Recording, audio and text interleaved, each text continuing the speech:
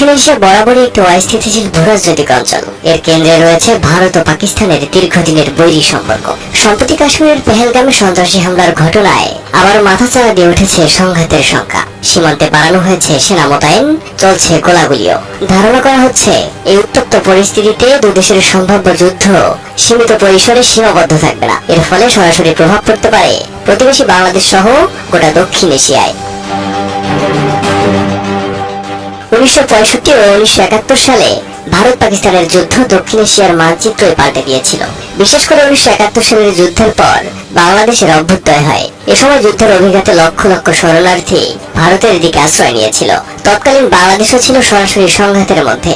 অতীতের অভিজ্ঞতা থেকে বলা যায়, ভারত পাকিস্তান যুদ্ধ হলে প্রতিবেশী দেশ হিসেবে বাংলাদেশ কখনোই একে এড়িয়ে যেতে পারে না। ভারত থেকে দ্বিতীয় বৃহত্তম আমদানিকারক দেশ হচ্ছে বাংলাদেশ। প্রতি বছর বাংলাদেশ হাজার হাজার কোটি টাকার পণ্য ভারত থেকে আমদানি করে, বিশেষ করে কাঁচামাল, খাদ্যপণ্য ও নির্মাণ সামগ্রী।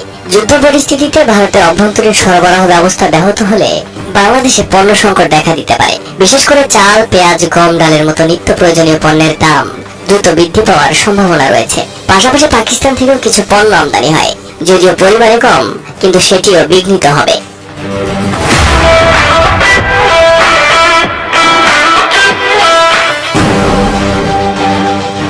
যুদ্ধের কারণে আন্তর্জাতিক বাজারে অপরিশোধিত তেলের দাম বেড়ে যেতে পারে।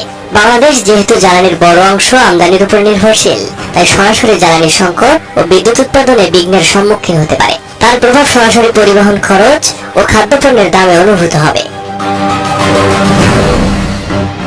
যুদ্ধ পরিস্থিতিতে বাংলাদেশের সামনে গুরুত্বপূর্ণ কূটনৈতিক সিদ্ধান্ত আসবে। ভারত ও পাকিস্তানের কোনো পক্ষ নেবে কিনা, নাকি নিরপেক্ষ অবস্থান বজায় রাখবে।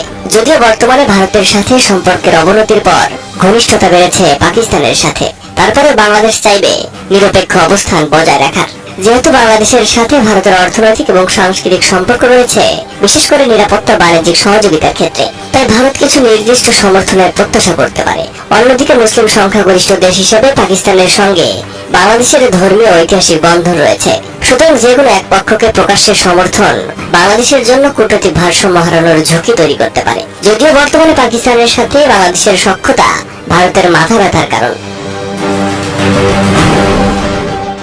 যুদ্ধ মানেই বিপর্যয়। 1971 সালের মতো এই যুদ্ধেও শরণার্থী স্রোত ঘটতে পারে। বিশেষ করে ভারতের উত্তর পূর্বাঞ্চল বা পশ্চিমবঙ্গের সীমান্তবর্তী এলাকা থেকে যদি অস্থিতিশীলতা ছড়িয়ে পড়ে, তাহলে বাংলাদেশের সীমান্ত এলাকায় শরণার্থী প্রবেশের সম্ভাবনা উড়িয়ে দেওয়া যায় না।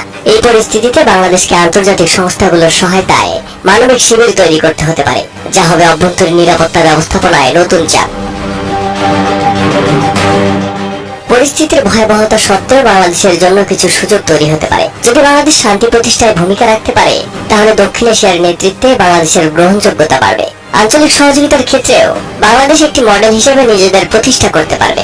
এ ধরনের কূটনৈতিক সাফল্য ভবিষ্যতে আন্তর্জাতিক বিনিয়োগ ও বাণিজ্য আলোচনায় বাংলাদেশের অবস্থান আরো শক্ত করবে।